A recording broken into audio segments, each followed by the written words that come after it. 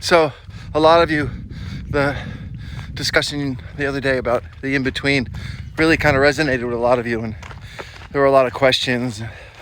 A lot of people feel that they're suffering in this in-between that we talked about, but I think the biggest struggle really with the in-between that I think you'll all relate to is the change.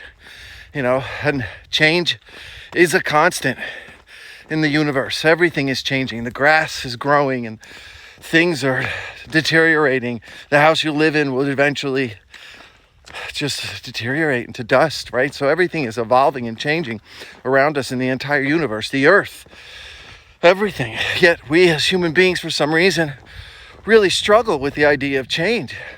And we resist it so much, and it causes so much pain and so much misery.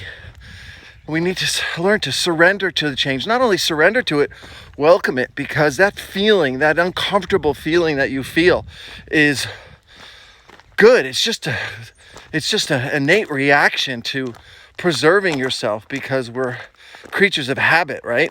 And when change comes along and we're in the in-between where we were and where we're going, there's this odd change that we're anticipating, right? The change that we've already kind of moved on. The things that we used to rely on aren't things we can rely on anymore. And we don't have something to replace it yet. Sit with it. Learn from it. If anything, kind of just slow down a bit, right? And understand that what you're feeling is natural and what you're feeling is part of nature. You're probably closer to being part of your surroundings and part of all the living beings and all the living things in the universe in that moment than any other time, right? Surrender to the change, surrender to the in-between. And the ironic part about it is that, honestly, that time will become so much more precious to you, especially the next time that you are in the in-between, which, by the way, you will be if you continue to grow and continue to evolve.